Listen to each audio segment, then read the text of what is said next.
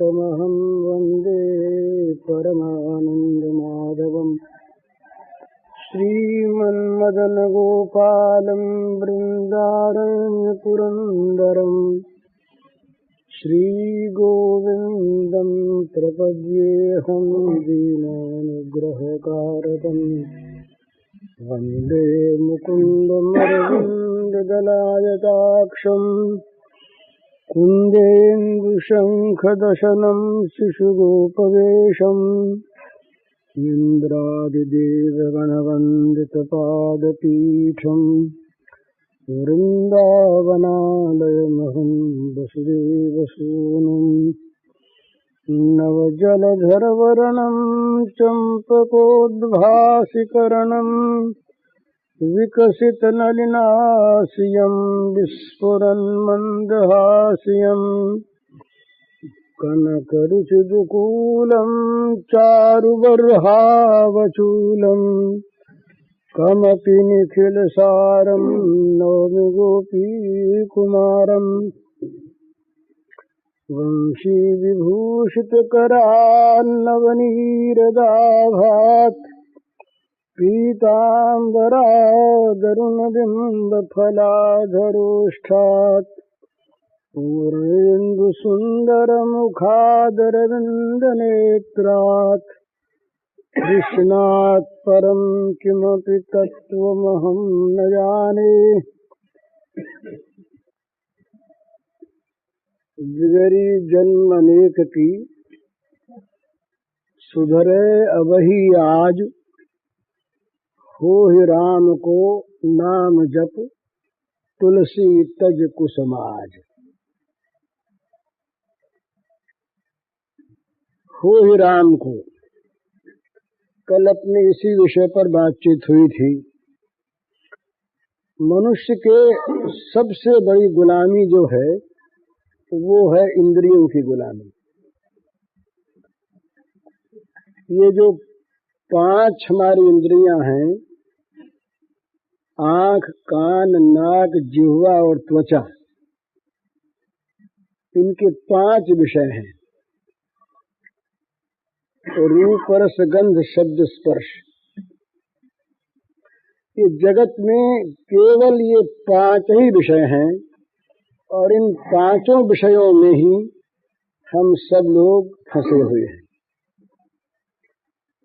तो ये मालूम नहीं होता है कि मनुष्य अपने को स्वतंत्र मानता है, पर वो होता है इंद्रियों का गुलाम। और खास करके आज के युग में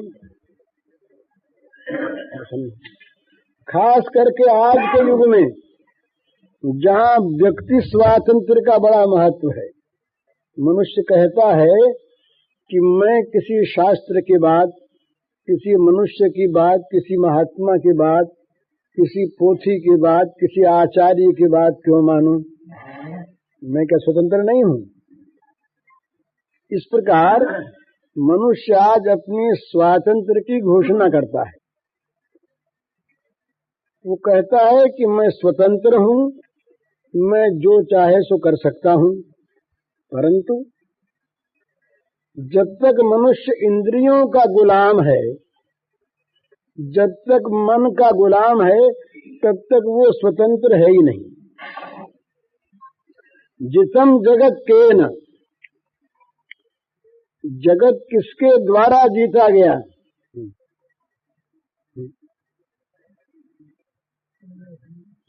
जगत किसके द्वारा जीता गया? मनो ही येन। जितम जगत केन मनो ही येन।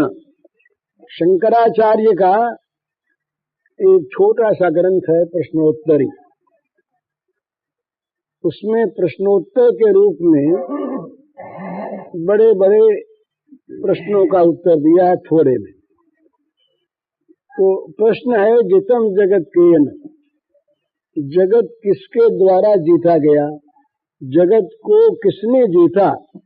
किसने जगत पर विजय प्राप्त की? तो कहा मनो ही येन, जिसने मन पर विजय प्राप्त कर ली। बड़े बड़े देशों को जीत लेने वाले, बड़े बड़े देशों को जीत लेने वाले पुरुष विजयी नहीं हैं। जब वो इंद्रियों के वश में होते हैं तो इतना ज्यादा उनका पतन हो जाता है, सारे देशों पर विजय प्राप्त कर ली, बड़े बड़े योद्धाओं को हरा दिया, पर इंद्रियों पर विजय प्राप्त अगर नहीं की तो थोड़ी सी बात में, जरा से किसी इंद्रिय विषय सुख में वो अपने आप का पतन कर देते हैं। तो सबसे बड़ी गुलामी जो है हमारे, वो गुलामी इंद्रियों की है। शरीर की गुलामी जो है वो भी गुलामी है, पर वो इतनी ज्यादा मारक नहीं है जितनी गुलामी हमें इंद्रियों की और मन की गुलामी है। तो मनुष्य कोई किसी रस पर, कोई किसी विषय पर, एक बड़े महात्मा आए थे एक बार, हमारे बंबई की बात है, वृद्ध महात्मा थे, बहुत बड़े विद्वान, और वो इतने बड़े पंडित थे कि बड़े बड़े तार्किक लोग उनके पास आते और प्रश्न का उत्तर जो मिल जाता तो चुप होना पड़ता उनको। वृद्ध थे, पर उनमें एक चीज मैंने देखी, वो जीभ के इतने अधिक बस थे कि वो मिनट मिनट में कहें, बोले भैया जलेबी मंगवाओ, तो अब जलेबी मंगवा के दी, जरा से बोले नहीं भुजिया मंगवाओ, और बोले ये मथुरा के जो पेड़ ऐसे होते हैं ब्रह्मा नहीं बना सकता, ये उन्हीं के शब्द कह रहा हूं मैं। दिन भर वो 50 चीज की मांग करें, जरा सा खाएं तो छोड़ दें। एक नानूराम जी व्यास थे, इस समय वो जोधपुर में हैं, वेदांती अच्छे सज्जन, वो साधुओं के बड़े भक्त थे। तो उनकी उन्होंने विद्वत्ता देखी तो कहा हम इनको घर ले जाते। हमने कहा ले जाओ महाराज। तो घर ले गए, पर एक ही दिन में वो थक गए उनसे कि भाई इनसे हम नहीं सकते, क्योंकि दिन भर ये तो कुछ न कुछ चाहिए। तो मैंने उनसे पूछा महाराज बात क्या है? उन्होंने कहा भाई असली बात क्या ये है कि मैं जानता हूं कि बुरी चीज है, मैं जानता हूं कि ये हानिकर भी है और इससे कोई संबंध आत्मा का है भी नहीं, मेरी कोई हानि तो नहीं होती इससे, लेकिन मेरी जिह्वा मेरे वश में नहीं, मैं खा नहीं सकता और पचा नहीं सकता, पर मेरी जीभ जो है वो नया नया रस चाहती है।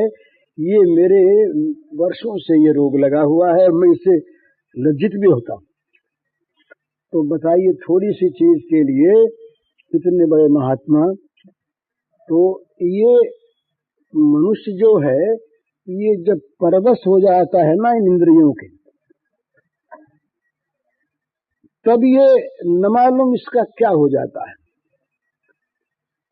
वो तुलसीदास जी महाराज ने कहा कि मैं आज तक परवश था, तो इंद्रियों ने, मन ने मेरी बड़ी हंसी उड़ाई, तो अब मैं अपने वश हो गया, क्योंकि राम का हो गया मैं, तो निज बस भय न हंसई हूं, परबस जान हंसो इन इंद्रन, निज बस भय न हंसई हूं, अबलो नसानी अब न नसई हूं, राम कृपा भव निशा सिरानी, जागे फिर न डसई हूं। राम की कृपा से ये भवरात्रि भवनिशा जो है ये बीत गई, जाग गया। अब जागने के बाद मैं अब फिर सोऊंगा नहीं। जब तक नहीं जागा था, जब तक राम का नहीं हुआ था, तब तक इंद्रियों का था। इंद्रियां मुझे नचाती थी और हंसी भी करती थी मेरी।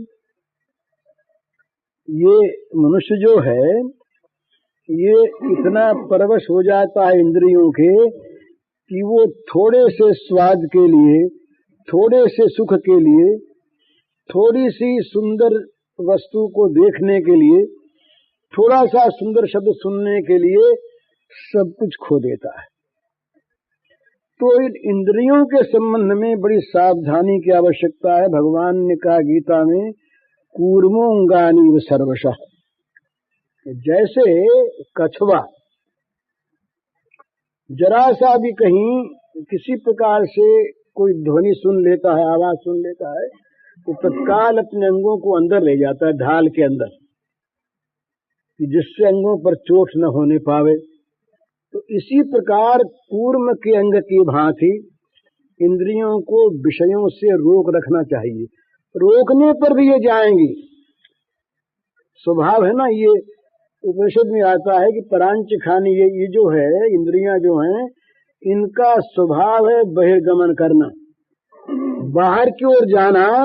ये ब्रह्मा ने इनका स्वभाव बना दिया है। तो बाहर की ओर जाने वाली इंद्रियों को रोकना बड़ा कठिन, परंतु यदि मन बुद्धि के वश में है और बुद्धि यदि आत्मा के वश में है तो इंद्रियों को मजे में रोका जा सकता है। इंद्रियों को लगाना चाहिए उस काम में जिस काम में हमको अपने असली काम में सहायता मिले। आंख चीज देखेगी ही, कान सुनेगा ही, इनको बंद नहीं करना है, क्योंकि बंद करने से साधन बंद हो जाएगा। आंख है और हम किसी अच्छे ग्रंथ को नहीं देख पाते तो आंख से फिर क्या काम लिया। तो आंख से काम लेना है कि जितनी इंद्रियां भगवान ने दी हैं ये सब के सब हमारी सहायता के लिए दी हैं। घोड़े रथ में जुते हैं तो घोड़े रथ का संचालन करने के लिए हैं। रथ में घोड़ों की आवश्यकता है ही, परंतु अच्छे राह पर ले जाना, बुरे राह पर ले जाना, ये हमारे अधीन है। हम चाहे घोड़ों को बुरी राह पर छोड़ दें और चाहे घोड़ों को हम अच्छे रास्ते पर ले जाएं, परंतु घोड़ों को भरोसे अगर छोड़ देंगे तो क्या होगा। घोड़े अंधे हैं। घोड़े आपने देखा होगा, अच्छे अच्छे घोड़े जो होते हैं गाड़ी में जुटे हुए, उनके आंखों पर यहाँ कुछ लगाया रहता है जिससे वो ठीक तेजा इधर उधर न ताक सकें। और घोड़े बड़े प्रबल होते हैं। बाजी जो हैं घोड़े, इनमें बड़ा बल होता है, इसीलिए हॉर्स पावर पर आजकल चलता है। ये कितने हॉर्स पावर की मशीन है, घोड़ों की शक्ति बड़ी मानी गई है।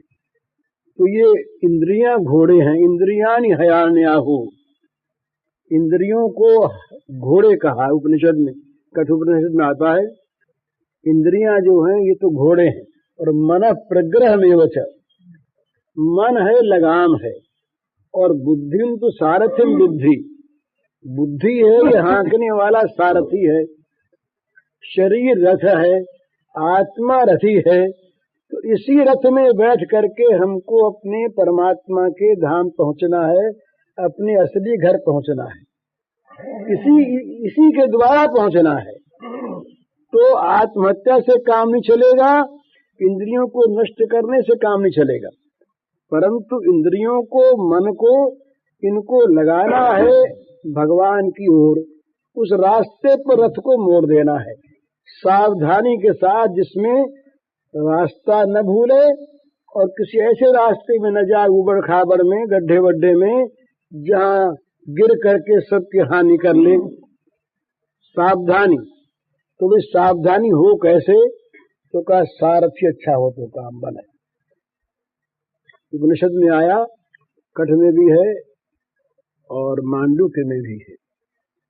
वो कहते हैं अंधे न नियमाना यथा अंधा। अंधा आदमी अंधे को लकड़ी पकड़ा दे तो क्या होगा, दोनों गिरेंगे।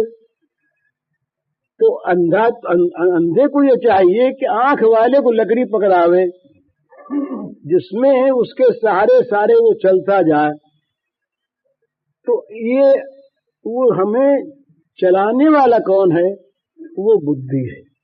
बुद्धि में दो काम होते हैं भला, बुद्धि दो काम करती है, मीमांसा भी करती है और शासन भी करती है। बुद्धि न्याय भी करती है, शासन भी करती है।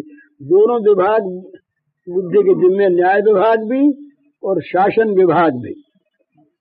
पर बुद्धि यदि विकृत होती है तो न न्याय कर सकती है और न संचालन कर सकती है। बुद्धि का निर्णय अगर उल्टा हुआ तो सारा काम उल्टा हो जाएगा। हम लोग गिरते क्यों हैं?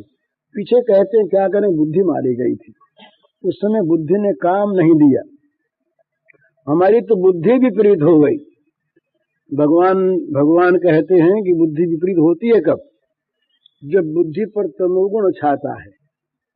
जब बुद्धि तमोगुण से ढक जाती है तब अधर्मम धर्म मिथिया मन्यते तमसा व्रता सर्वार्थान विपरीतांश्च बुद्धि ही सा पार्थ तामसी।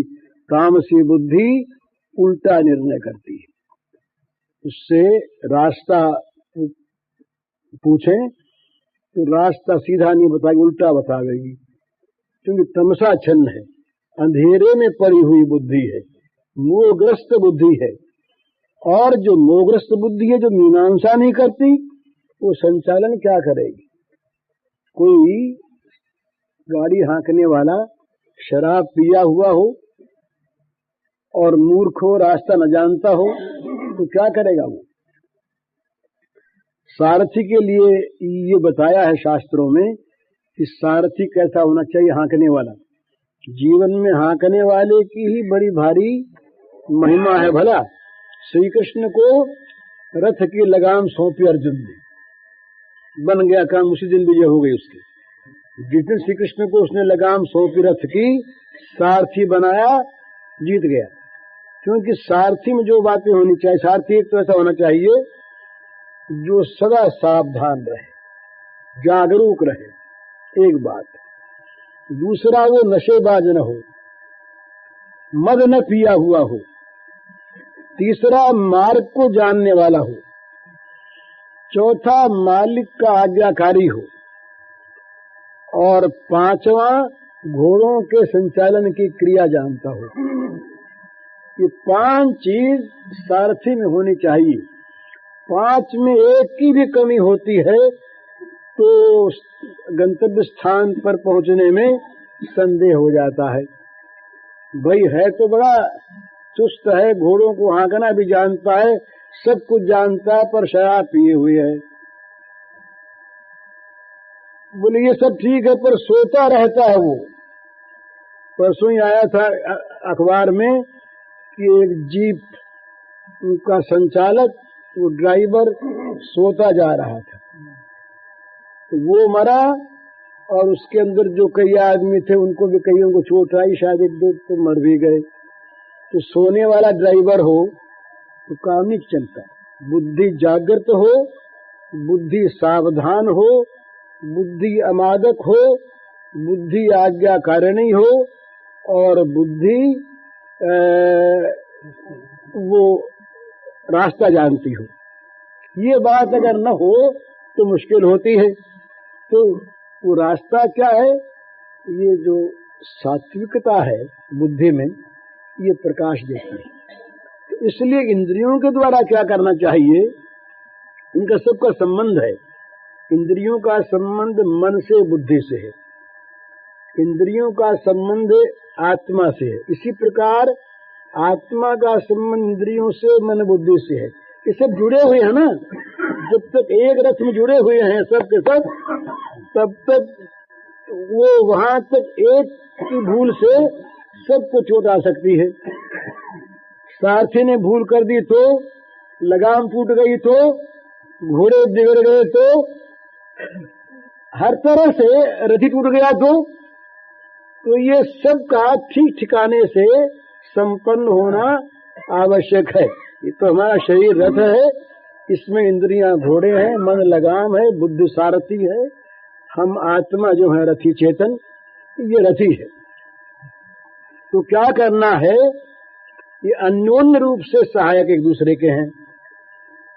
अगर बुरे स्थान पर इंद्रियां नहीं जाएंगी तो सारथी को भी बुरी आदतें कम पड़ेंगी, और बुरे स्थान में सारथी इंद्रियों को जाने देगा ही नहीं तो इंद्रियां बुरे स्थान में जाएंगी ही नहीं।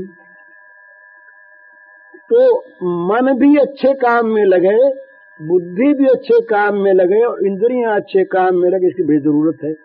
तो संसार में क्या है, संसार में क्या हो रहा है कि अधिकतर मनुष्य जब जगत में तम अधिक छाता है तो मन होता है इंद्रियों के अधीन और बुद्धि होती है मन के अधीन। ये उल्टा काम होता है। मनुष्य ये मान लेता है, क्या बताएं हमारा तो मन नहीं मानता, क्या बताएं हमारे तो आंख नहीं मानती, जीभ नहीं मानती, कान नहीं मानते। मामूली मामूली बातों को लेकर के किसी को सुनने की शौक है। सुनने की शौक में कोई बुरी बात नहीं है, सुनना चाहिए आदमी को, पर सब में एक तत्व होना चाहिए कि जो सुने, जो देखें, जो चखें, जो स्पर्श करें, जो सूंघें, उसमें हमारे आत्मा का उत्थान है या पतन। सब में एक कसौटी पर कस के सबको काम में लेना है। आत्मा का पतन करने वाला शब्द हमारे लिए त्याज्य है, चाहे वो कैसा ही सुंदर हो, कितने सुरीला हो। किसी वेश्या की आवाज यदि बहुत सुंदर है तो बड़ा अच्छा वो गाती है और बड़ी सुरीली उसकी ध्वनि है, सब कुछ है, पर यदि उसके गान सुनने से हमारे मन में विकार होता है तो हमारे लिए सर्वथा त्याज्य है, वो चाहे गान कितने अच्छा क्यों न हो। इसी प्रकार रस की खाने की चीज, इसी प्रकार देखने की चीज, इसी प्रकार सूंघने की। और एक बात है, इंद्रियां जो है ना, ये जब वश में नहीं होती हैं तो मन को बहुत जल्दी खींचती है, और खिंचा हुआ जो मन है ये लगाम रखे ना बीच की, कि जरा सा अगर इसने जोर दिया और कहीं सारथी इसके अधीन हो गया तो सारा मामला बिगड़ जाएगा थोड़ी सी देर में। ये इसलिए बड़ी सावधानी करने के लिए शास्त्रकार कहते हैं, दुस्संगः सर्वथैव त्याज्यः। नारद जी ने कहा कि बुरे संग का सर्वथा ही त्याग करो। क्षण भर के लिए भी अगर बुरा संग हो गया, उसने अगर मन में सोए हुए शैतान को जगा दिया तो न मालूम क्या दशा होगी। अजामिल के लिए आता है कि अजामिल जो था ये ब्राह्मण का लड़का था, नौजवान था, पिता माता का भक्त था, पढ़ा लिखा था, वेद का अध्ययन करता था, सदाचारी था। पिता के अच्छे शासन में उसके अंदर जो विकार थे, विकार हम सभी के रहते हैं, विकार दबे हुए थे, सोए हुए थे। वो रोज जाया करता था पिता के हवन के लिए लकड़ी लाने, जंगल गया था समिधा लाने, तो समिधा लेके लौट रहा था। अब तक कोई उसने बुरी नीयत से काम नहीं किया, तो जिस रास्ते होके वो लौटा, उस रास्ते में उसकी आंखों ने एक दृश्य देखा। बस वो देखते ही मन का शैतान जाग गया। सोया हुआ जो विकार था वो विकार उद्बुद्ध हो गया, जाग गया।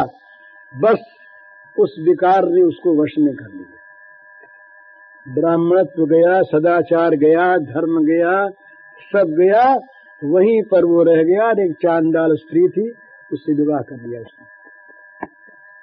सारा जीवन उसका अधर्ममय हो गया एक क्षण के बुरे संग से। इसलिए जो अपना भला चाहते हैं वो उनकी बात, दूसरे जो इतने वीर हैं जो हजार हजार चोट खा करके भी जो नहीं गिर सकते, उनकी बात अलग है। वो महात्मा हैं, वो आदर्श हैं। ये तो हम जैसे जो कमजोर हृदय के आदमी हैं, उन लोगों की और वही ज्यादा हैं, ज्यादा संख्या उनकी है। तो उनके लिए आवश्यक बात है कि वो कभी किसी प्रकार से भी किसी इंद्रिय को बुरे संग में न जाने दे।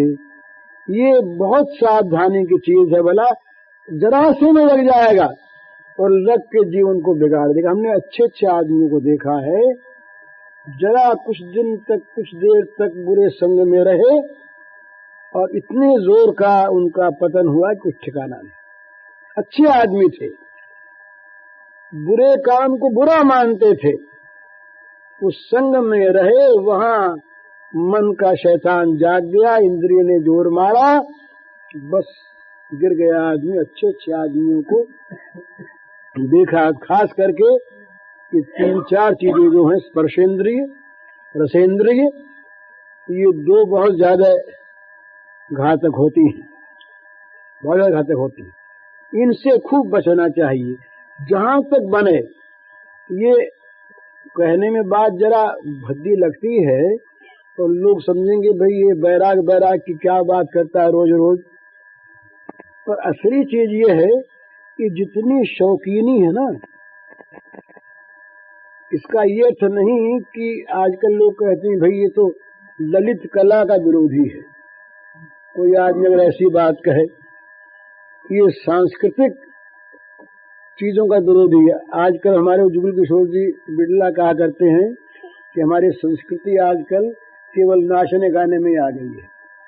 बोले साहब, सांस्कृतिक दल जा रहा, हमारा सांस्कृतिक मिशन जा रही है चीन जापान, तो क्या जाएगा उसमें? कुछ गाने वाली लड़कियां और कुछ गाने बजाने वाले नाचने वाले लोग, संस्कृति समाप्त हो गई।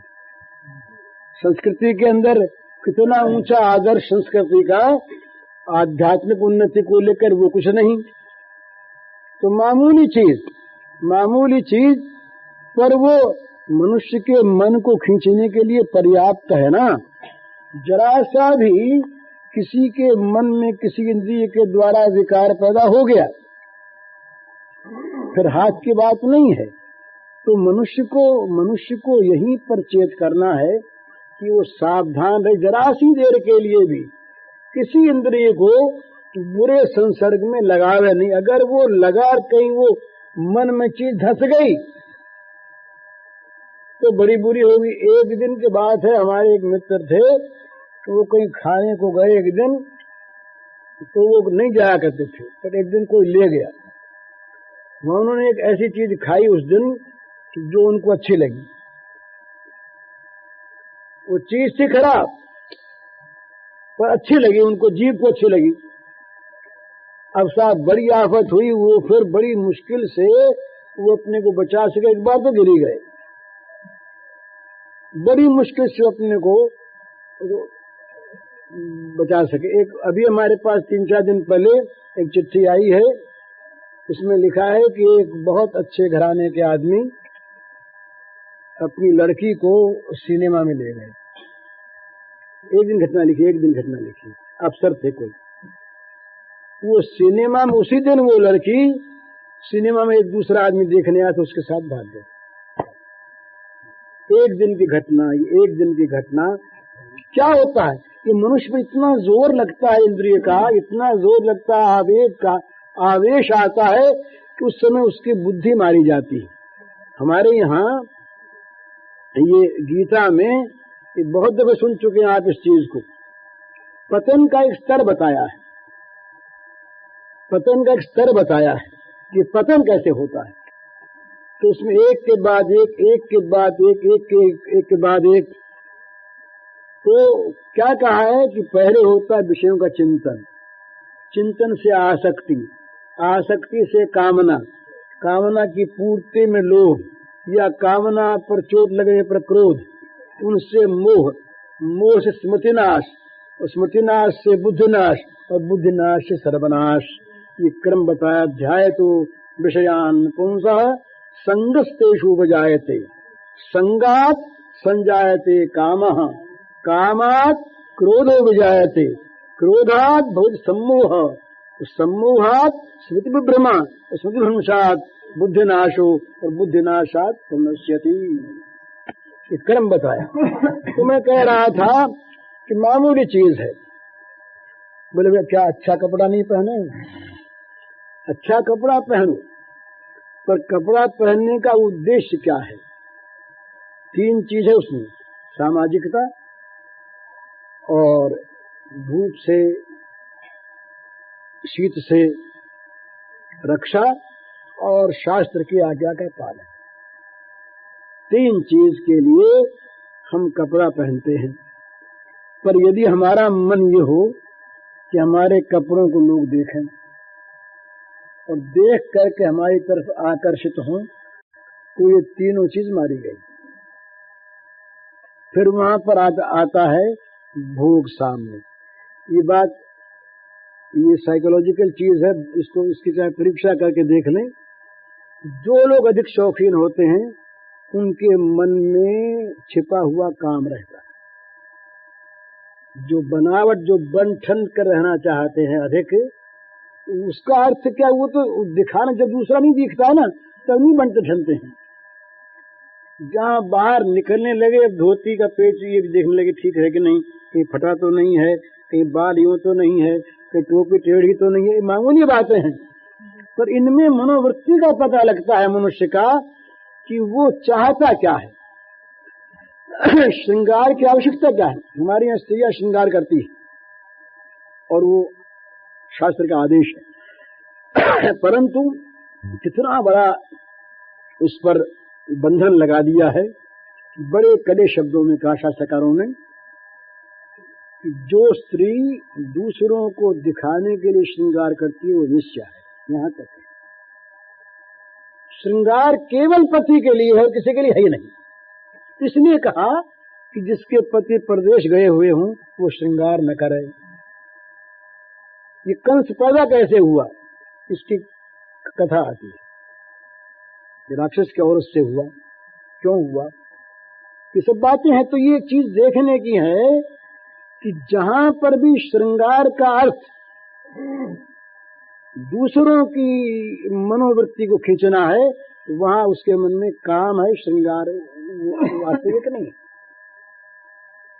इसी प्रकार सब चीजें, ये भजन भी और कीर्तन भी, व्याख्यान भी, समाधि का ध्यान भी, अगर लोग दिखाने के लिए है तो भाई सावधान हो जाओ, कहीं न कहीं गड़बड़ी है। वो उसने सुनाया था ना मैंने आपको कि एक काजी साहब थे, वो दिन में 6-6 बार नमाज पढ़ें, तो 30 वर्ष हो गया उनको पढ़ते। तो जब वो खुदा के सामने गए तो खुदा ने कहा कि तुम्हारी बंदगी से हम खुश हैं, तुम नरकों में जाओगे। बोले क्यों, हमने तो 6-6 बार नमाज पढ़ दी। बोले तो तुमको बताओ, बोले बताओ। बोले 6-6 बार तुम नमाज पढ़ी, जब कुछ सामने नहीं होता था तब कैसे पढ़ते थे, तो कितनी देर लगाते थे, तो जब लोग सामने आते थे तब कैसे पढ़ते थे। देखने वाला नहीं है तब तो 1 मिनट में समझे 1 मिनट नमाज हो गई, घुटना टेका नीचे का कोई बात नहीं। और कुछ सामने बैठे हैं तब तो बड़े लंबी लंबी वो नमाज पढ़ते हैं, घंटों लगाते हैं। बोले तुमने दूसरों को दिखाने के लिए नमाज पढ़ी कि हमारी बंदगी के लिए पढ़ी। ये चीज तो दिखाने के लिए यदि हम, बोले साहब ये बहुत अच्छा ध्यान करते हैं, तो चलो ध्यान को देखें। अब ध्यान को दिखाने की होती है, अपने अपने परमात्मा को खुश करना, ये तो बस अपनी चीज है। पतिव्रता स्त्री क्या पति को खुश करने के लिए कहीं नाचना गाना सीखती है, क्योंकि नाचने गाने जाया करती बाहर, तो उसके सामने कुछ भी करे। लेकिन इसी प्रकार से परमात्मा के सामने, परमात्मा के लिए जिसकी सारी इंद्रियों का उपयोग है वो तो ठीक है, और जहां कहीं भी दूसरी चीज सामने है वहीं पर सावधान हो जाना चाहिए कि न मालूम क्या हम किसकी गुलामी कर रहे हैं, यहाँ पर इंद्रियों की कर रहे हैं, भगवान की कर रहे हैं। एक आदमी आरती करता है, ये चैतन्य महाप्रभु के जीवन में एक बात आती है ऐसी, आरती करता है एक आदमी, आरती करता हुआ और वो इतनी भाव भंगिमा दिखाता है कि जिससे देखने वाले लोग उसकी तरफ आकर्षित हो जाए। अब वो भगवान को भूल गया, वो देखने लगा कि लोग मुझको देखते हैं कि नहीं आरती करते समय, और लोग क्या कहते हैं, मामला खत्म हो गया। भोग लगाता है एक आदमी, उत्तम से उत्तम बात है कि भगवान के लिए बढ़िया से बढ़िया भोग लगावे, त्याग खूब करे, इसमें कोई आपत्ति नहीं, पर करे भगवान के लिए, अपने लिए नहीं। ये हमेशा मन की चीज का पता लगता है कि मनुष्य स्वयं अपनी इंद्रिय की तृप्ति के लिए मुख काम कर रहा है या वास्तविक सेवा के लिए कर रहा है। यदि सेवा के लिए है तो छोटा काम भी बहुत बड़ा है, और यदि वो अपनी इंद्रियों की तृप्ति के लिए है तो वहां प्रेम तो है ही नहीं। निजेंद्रिय प्रीति इच्छा तार नाम काम, चैतन्य महाप्रभु ने कहा कि अपनी इंद्रियों को तृप्त करने की जहाँ इच्छा है उसका नाम काम है, वो काम है चाहे उसका नाम प्रेम रख लें। और जो नाम अगर काम भी है और जो अपनी इंद्रियों को तृप्त करने की इच्छा नहीं है, प्रेम ही गोपरामानाम काम इत्य गमत प्रथाम, गोपियों के प्रेम को लोग काम कहते हैं पर काम है ही नहीं वहां पर। तो इसलिए हमेशा मनुष्य को सावधान रहना है कि वो इंद्रियों की गुलामी में कहीं ना आ जाए। मनुष्य बहुत जल्दी गुलामी में आता है, और वो गुलामी इतना परवश कर देती है, कहीं गए और जरा आराम से सोने को चीज मिल गई, बोले अगली बार यहीं ठहरेंगे आकर के। कहीं ठहरने में आपत्ति नहीं है, पर यदि मन उस स्पर्श के सुख को लेने के लिए सोता है तो इंद्रिय का वश हो गया। एक प्रचारक है, मान लीजिए, धर्मोपदेश तो करता है, देश की बात कहता है, उसकी जहाँ बहुत खातिर हुई वहां हम बोले यहाँ तो अच्छे आदमी, यहाँ समझदार लोग हैं, बुद्धिमान लोग हैं, और जहाँ खातिर नहीं हुई बोले यहाँ प्रेम नहीं लोगों में, यहाँ लोगों में प्रेम नहीं है, यहाँ क्या करें आकर के। अरे जहाँ प्रेम नहीं हुई तो प्रेम पैदा करना है, जहाँ है वहां क्या करना है, वहां तो है ही। परंतु मन में छिपी हुई चीज रहती है, या हमें सुख मिला या हमें सुख नहीं मिला। ये सारे धर्म के कार्यों में, सारी साधनाओं में मनुष्य की सावधानी की आवश्यकता है। भगवान ने ये बात बड़े जोरों से कही ये गीता में। ज्ञानियों का जहाँ आया प्रसंग, वहाँ भगवान ने सोचा कि ये दो बात में ये ज्ञानी लोग जो हैं ये सब खराब कर देंगे। एक तो कह देंगे भाई जगत है ही नहीं तो किसी का भला बुरा क्या है, भला तो होता नहीं, और बुरा करने में जगत है नहीं, चाहे सो करो। अपने तो किसी को दान देना है नहीं, और लेने में आपत्ति नहीं क्योंकि जगत है ही नहीं, समझे। और दूसरा बोले ये गुणागुणेश वर्तन्ते तिमत्वान सज्जते, गुणों में वर्त रहे हैं, हम तो कुछ करते नहीं, इंद्रियां कुछ भी करें। तो भगवान ने इतनी सावधानी रखी वहां पर गीता में, कहा कि भाई देखो निर्गुण की उपासना बड़ी अच्छी, तो दो बात,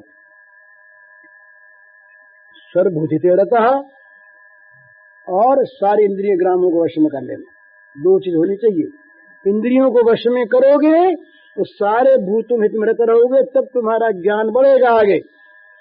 और केवल ज्ञान के नाम पर तुमने इंद्रियों का नियंत्रण तोड़ दिया और किसी के सुख दुख की परवाह करनी छोड़ दी तो ज्ञान के नाम पर अज्ञान आवेगा।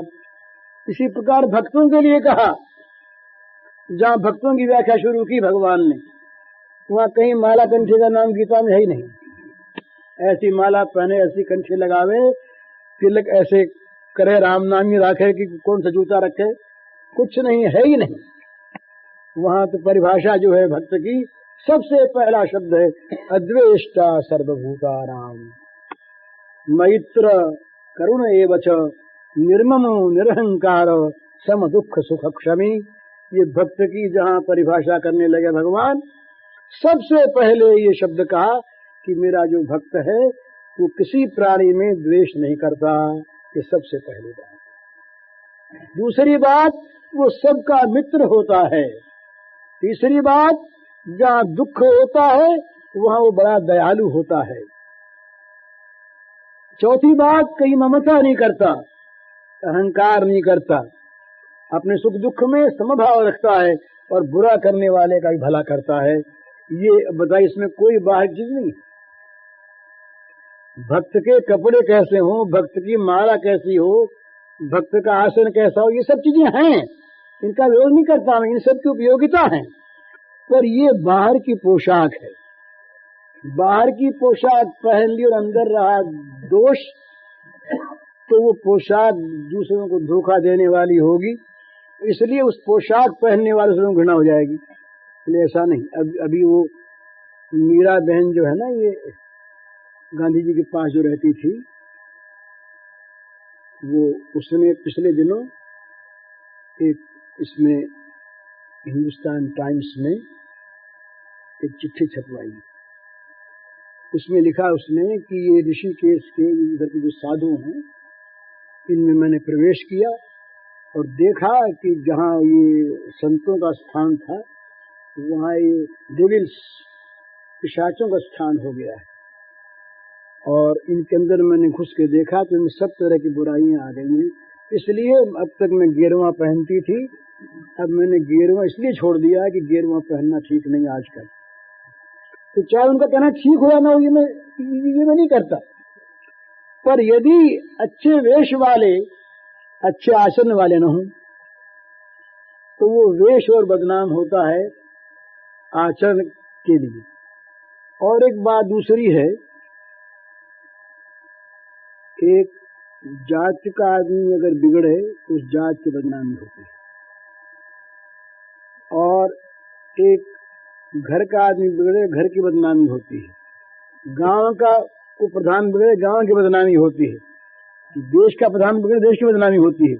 और जो भक्त कहता अपने को, वो बिगड़े तो वो भगवान पर लांछन लगाने वाला होता है। देखो ये भगवान के भक्तों का काम, ये भगत जी ऐसे बने, ये देखो ना, ये मुंह में तो राम और बगल में छुरी, कहते हैं लोग। बोले बाबा जी की झोली में जेवड़ा निकला थे, क्या निकला? लोगों ने बांधने के वास्ते बोले झोली में दिखा के मारा है, अरे जेवड़ा कर रखा है, क्या अर्थ? क्यों? इसलिए आचरण की पवित्रता, इंद्रियों का संयम, मन का संयम, ये सबसे आवश्यक चीज है साधकों के लिए। इसकी बड़ी आवश्यकता है। ये अगर न हुए और इनके हम गुलाम बने रहे तो हमारी जो स्वतंत्रता है ना, स्वातंत्र, ये स्वतंत्रता उच्छृंखलता के रूप में आ जाएगी। स्वतंत्रता और उच्छृंखलता एक से लगती है, जो हमारे मन में आवश्यक है। किसी की बात नहीं मान वाली, क्यों नहीं मानोगे? स्वतंत्र है इसलिए। तो स्वतंत्रता तो ठीक है, स्वतंत्रता अगर उच्छृंखलता में परिणत हो जाए, मन माना करे, समाज को न देखे, धर्म को न देखे, भगवान को न देखे, समाज को न देखे, अपने को न देखे, तो क्या होगा उसका परिणाम? जो स्वातंत्र है उसको डुबावेगा, जगत को डुबावेगा, वो स्वातंत्र है ही नहीं।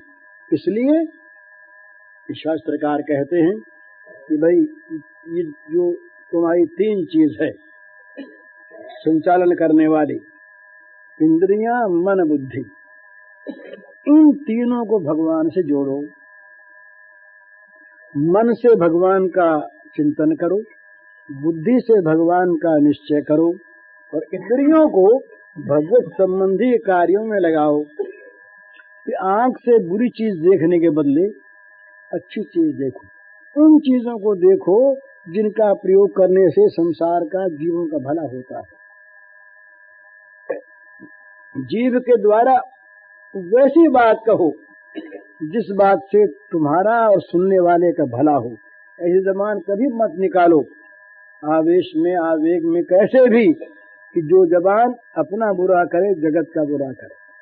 तो सिद्धांत एक साथ साथ एक और है, वो ये बहुत दफे अपने बात हो चुकी, याद रखने का है।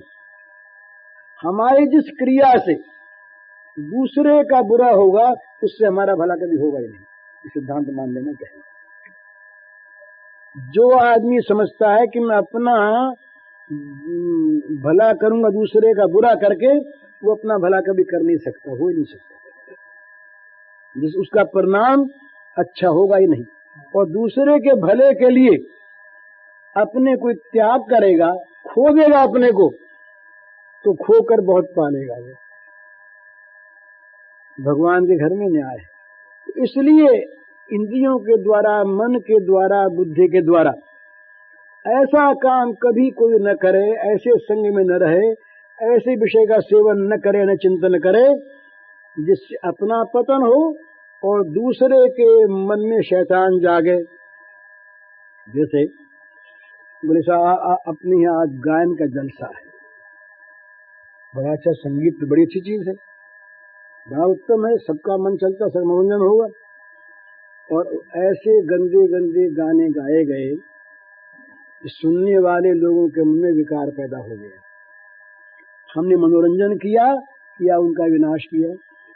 तेरा विचार इस चीज को। जिस किसी हमारी क्रिया से किसी दूसरे के मन का असुर जाग उठे, वो क्रिया बड़ी बुरी। हमारी प्रत्येक क्रिया ऐसी होनी चाहिए, बोलचाल भी, हंसी मजाक भी ऐसे नहीं होने चाहिए, विनोद भी ऐसा नहीं होना चाहिए जो विनोद दूसरे के अंदर असुर को जगा दे और अपने को जगा दे। असुर जो है किसी के अंदर, उसको सुला दे, मार दे तो बड़ा अच्छा है। अपनी क्रिया प्रत्येक ऐसी होनी चाहिए कि दूसरे के अंदर का आया हुआ असुर सो जाए, जागरे नहीं मर जाए। हमारे वो एक पिलानी के थे, लच्छीराम जी मरूदिया, कलकत्ते में थे। अब तो वो उनका देहांत हो गया। हमने उनका बड़ा संग किया। वो महात्मा थे, उनको महात्मा मानते हैं, गृहस्थ थे, व्यापारी थे। पर उन्होंने हमारे जीवन में हमने देखा किसी के अंदर के शैतान को नहीं जगाया। कोई बहुत गुस्सा होकर गया था तो गुस्सा उनको वो तो किसी का बुरा करते नहीं। दो आदमी लड़ रहे हैं, दो भाई, और वो गए बीच में, भाया मान जाओ, भाया थे यूं करो, अब उनसे लड़ने लगे। तो वो समझते कि अब इनके लड़ाई तो दूर हुई ना, अब हमको गाली बकते बक लेंगे। अब कहाँ तक बकेंगे? बकते बकते जब थक जाते तब ये हंसकर बोलते, क्यों भाई आप ठीक है ना? अब ठीक है, भाप नहीं गलगी मुंह की, अब घर आ जाओ। एक ने कहा उससे ने आकर के कि लच्छीराम तुम्हारा धरती पर खोज न रहे। तो हंसे, हंस के बोले भैया चाहता तो मैं भी यही कि खोज न रहे धरती पर मेरे कर्म ऐसे नहीं मालूम होते कि जिसमें तेरी बात सच हो। तेरी बात सच हो जाए तो बड़ा अच्छा है, खोज न रहे धरती पर, मुक्त हो जाए। पर मेरे कर्म तेरी बात को सच करने वाले नहीं मालूम देते। हंसने लगा। इस प्रकार से किसी के गुस्से में अगर हमने जरा सा गुस्से की आग में घी डाल दिया तो उसका हमने अपकार किया, उपकार किया, बताइए। किसी ने हमारे साथ मान लीजिए बुराई भी की और हमने बदले में बुराई और कर दी, तो उसके पाप की आग में हमने एक आहुति और डाल दी, भड़का दिया उसको। और यदि हमने शांति का एक शब्द कह दिया, उसे पानी डाल दिया, तो उसके बढ़ते हुए पाप को हमने कुछ शांत कर दिया। इसलिए ये बड़ी आवश्यक बात है कि हमारी इंद्रियों के द्वारा, मन के द्वारा, बुद्धि के द्वारा ऐसा कोई काम नहीं होना चाहिए जो काम हमें विषयों का गुलाम बना दे, हमारे मन के असुर को जगा दे तो दूसरों के जगा दे। ये सबसे बड़ी सेवा है। एक आदमी मान लीजिए बहुत व्याख्यान देता है और बहुत उपकार करता है, पर लोगों के अंदर वो द्वेष पैदा कर रहा है। और एक आदमी कुछ नहीं बोलता, चुपचाप बैठा है और केवल गुपचुप सेवा करता है। उन दोनों में वो गुपचुप वाला अच्छा है, क्योंकि वो तो उनके अंदर उस चीज को जगा रहा है जो चीज उनको गिरा देगी। ये नियम की बात है। राग द्वेष कभी किसी का भला करते ही नहीं, कर नहीं सकते। भगवान ने तो बड़ी सावधानी रखने के लिए गीता में घोषणा की। कहा भगवान ने, इंद्रिय से इंद्रिय स्यार्थे राग द्वेषौ व्यवस्थितौ तयोर वशम आगच्छे तौ ह्यस्य परिपंथिनौ। अर्जुन से कहा भगवान ने कि देखो भैया, हरेक इंद्रिय के हरेक विषय में राग और द्वेष ये दोनों डेरा डाले बैठे हैं। जो स्थित रूप से स्थित हैं ये, इनके वश में न हो जाना, क्योंकि इंद्रियों का तो विषय संबंध होगा ही।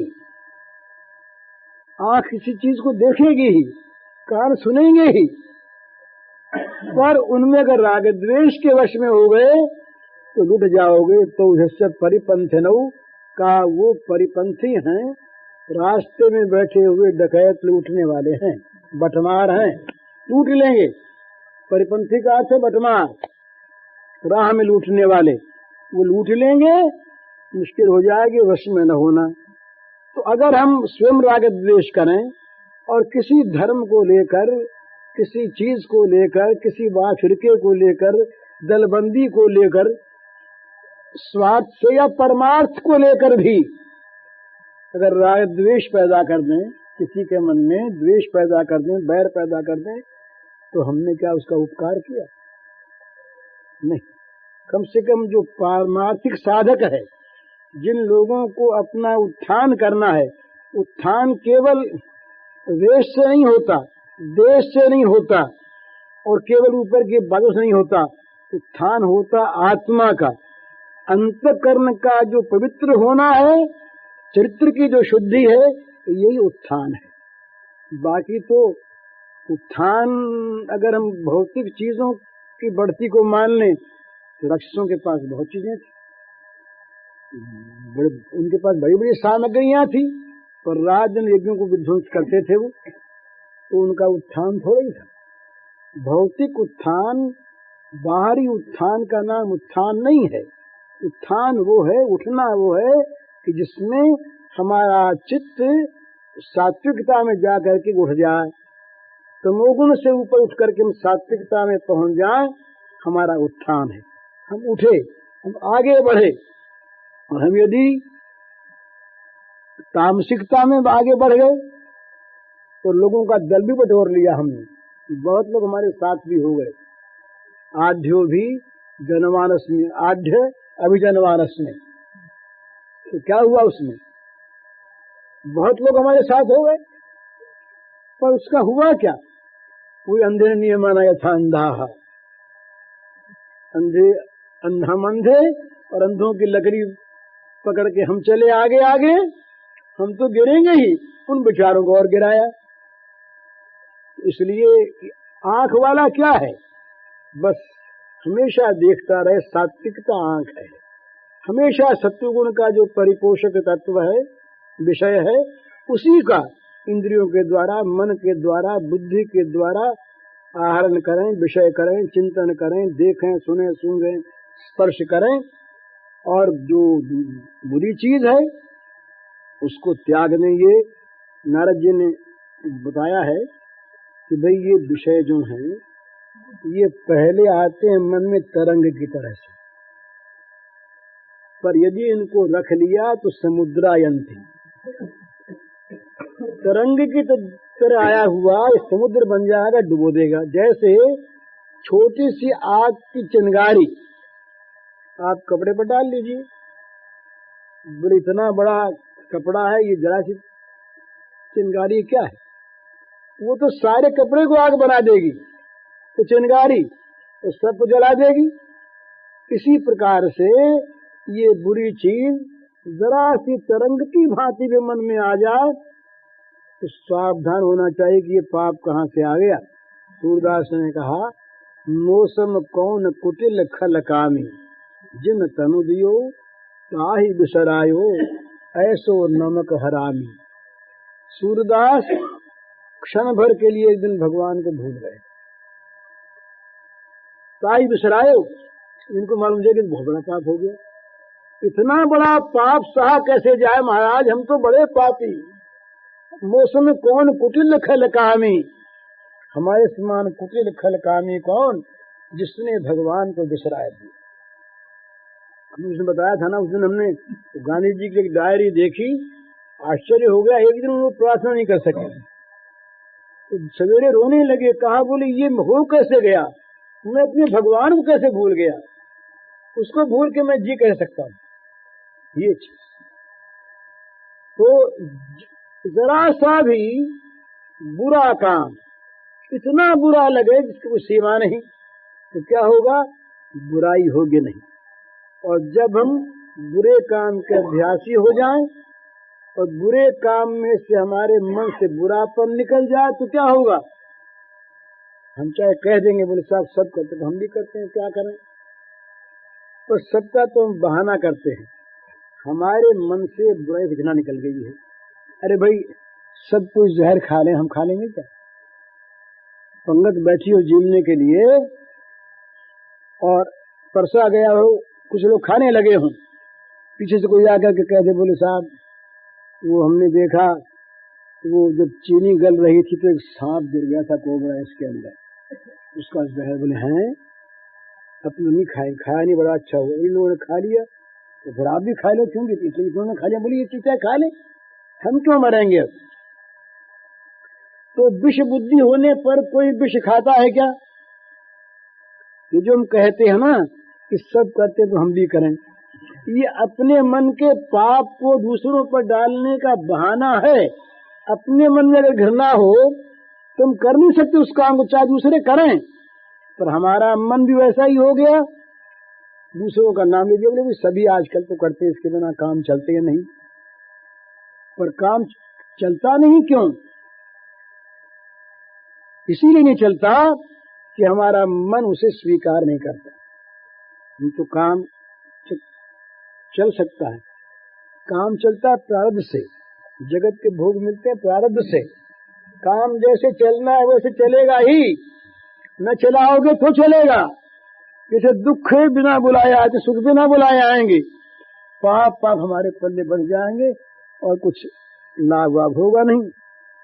पर हमारे मन में घृणा निकल गई पाप से, हम इंद्रियों के मन के गुलाम हो गए। इसलिए हमारी ये दशा है और हम आज गिरते चले जा रहे हैं। देश में जो दशा आज हो रही है, ये दशा अगर देश पे रही तो पता नहीं क्या दशा और होगी, कितना दुख और पैदा होगा। पहले बुराई मन में आती है, फिर क्रिया में आती है, फिर उसका फल सामने आता है, ये नियम है। तो इसलिए जो भी अपने को बुद्धिमान मानता है, जो भी अपना वास्तव में उत्थान चाहता है, दूसरों की तरफ देखना बंद कर दे। दूसरे क्या करते हैं ये न देखे, हमको तो अच्छा मालूम नहीं होता, हमको अच्छा करना ही है, हम तो इस बात को मानेंगे ही, चाहे सब लोग मानना बंद कर दें। पर हमें पता लग गया कि जहर है, हम नहीं पिएंगे, ये आग हम इस पर नहीं बैठेंगे, सब लोग बैठते हैं, क्या करें, रोकते हैं उनको, तुम भी न बैठो। पर कोई न माने तो उनकी देखा देखी हम नहीं करेंगे। मनुष्य को अपने लिए करना चाहिए कि ये काम बुरा है, इसका मैं परित्याग करता हूँ, आज से करूंगा नहीं, करूंगा नहीं, करूंगा नहीं। तो कोई दूसरा नहीं करवा सकता और हानि उसकी होगी नहीं। ये सिद्धांत है, बुराई के त्याग का फल बुरा कभी हो नहीं सकता और अच्छाई के ग्रहण का फल बुरा कभी हो नहीं सकता। ये नियम है। इस पर न विश्वास करके हम बुराई में लाभ देख लें, मूर्खतावश्य अलग बात, नहीं तो उसका फल अच्छा नहीं होगा। तो जहां तक बने इंद्रियों को, मन को रोकें, इंद्रियों की गुलामी, मन की गुलामी, इनको छोड़ें, तब तो होंगे हम स्वतंत्र। चाहे अपने को स्वतंत्र कहते रहेंगे, हैं इंद्रियों के गुलाम, तो स्वतंत्र का है कि हुए। एक सज्जन थे, वो सवेरे उठे, वो हम बम्बई के बात है, सवेरे उठे तो उठते ही उन्होंने कहा चाय लाओ। बम्बई में ये चाल थी, अब तो यहाँ भी चाय बहुत हो गई, बम्बई में चाल ऐसी है कि वहाँ चाय बहुत चलती थी। तो वहाँ क्या ऐसा एक आदत है, उठते ही पहले चाय पिएंगे, फिर बीड़ी पिएंगे, उसके बाद बीड़ी को मुंह में लिए वो पाखाने जाएंगे। ऐसे बहुत लोग ऐसे करते हैं। तो हमारे जान पहचान के एक आदमी थे, तो वो हम गए हुए थे, तो वो उन्होंने चाय मांगी, तो चाय उनको ला दी गई। अब उन्होंने तो क्या कह रहा था भूल गया,